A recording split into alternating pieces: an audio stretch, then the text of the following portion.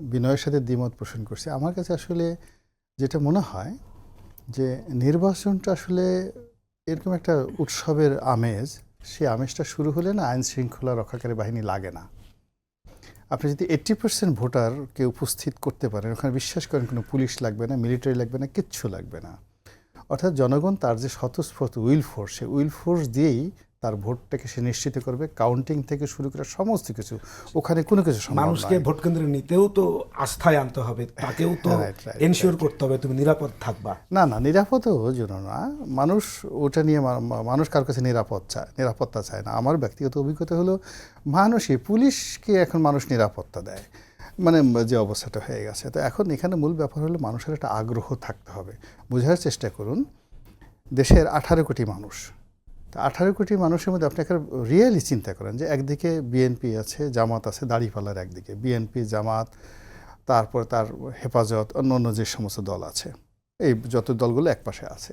আর অন্যদিকে ধরেন আওয়ামী লীগ আছে, জাসদ আছে, ওয়ার্কার্স পার্টি আছে, হেফাজত ইসলাম আছে, জাকের পার্টি আছে, এমনকি চরমনাইকে এখন কিন্তু বলা যাচ্ছে না যে আওয়ামী লীগের বাইরে।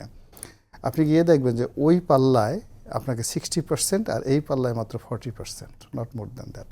এই পুরো 60% লোক আউট অফ রেস, তারা নির্বাচনের মাঠে নেই, নির্বাচনে আসতে চায় না। তারা আসতে পারবে কিনা? তাহলে 40% যারা লোক আছে তারাই ইলেকশনে সিলেকশন করবে।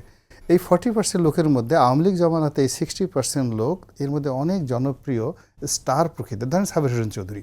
আপনি এখানে দেখেন তো সাবের হোসেন চৌধুরীর মতো দৃশ্যমান এমন সুন্দর একজন প্রার্থী বিএনপিতে দেখান তো, জামাতে দেখান তো, বললেই হবে নাকি? আপনি একটা সাজাই গুজে একটা পাবদা মাছ রাইনে যদি বলেন এটা বোয়াল মাছ, হবে না তো।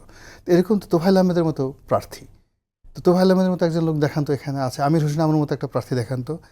এত বড় বড় প্রার্থী, সুরঞ্জিত সেনগুপ্ত, মতিয়া চৌধুরীর মতো প্রার্থীরা, তারা ভোট কেন্দ্রে 5% ভোটার আনতে পারেনি। যদি তাই হয় তাহলে এখন যারা প্রার্থী আছে জামাতের আমি বলেন, তারা 2%ও ভোটার ভোট কেন্দ্রে আনতে পারবে না। তো 2% ভোট যদি না আনতে পারেন তাহলে আপনাকে ভোট কালেকশন করে দেখাতে হবে 80%, 70%, কিন্তু ভোটার আসছে 2%। আপনি কী করবেন? কিছুই করতে পারবেন না।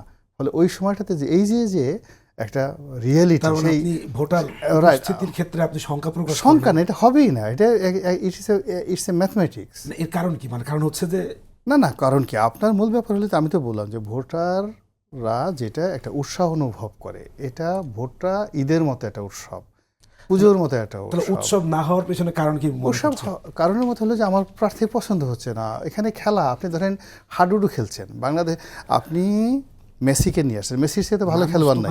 প্রার্থীর চাইতে তো প্রতীক আমাদের দেশে। আপনি প্রতীক, আবাহনীর কথাই চিন্তা করেন। আবাহনী বাংলাদেশের সাথে খুব ভালো একটা ক্লাব, তাই না? বা মোহামেডান।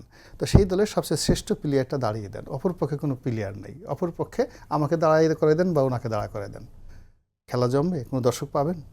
আরেকটু পুরস্কার যদি করেন, মানে আপনার এখানে একটা নির্বাচন করার জন্য নির্বাচনের মাঠটাকে প্রতিযোগিতামূলক করতে হবে। নির্বাচনের মাঠে ভোট চাবেন, 3টা ন্যারেটিভ দাঁড়ায় গেছে। যারা এনসিপি, তাদের 1 নম্বর ন্যারেটিভ মব। এই মবের এগেনস্টে তারা ভালো কিছু করে সেটা সিঙ্গেল জিনিস দেখাতে পারবেন না। যা আমাদের কথা বলেন, তারা বলবে সরিয়ে আইন, মাজার ভাঙ্গো আর পাগলের দাড়ি চুল কামাই দাও, এলো তাদের অবস্থা। বিএনপির যদি ন্যারেটিভ ধরেন, চাঁদাবাজি, দখল ইত্যাদি, চাঁদা পরে পল্টনে, চলে যায় লন্ডনে, এই যে কথাগুলো শুরু হয়েছে, এটার এগেনস্টে যে আপনি ভোট চেয়ে পাবলিকের ভোট কেন্দ্রে 80%, what is the narrative? Narrative তৈরি করা হয় নাই, স্লোগানই তো তৈরি করা হয়নি।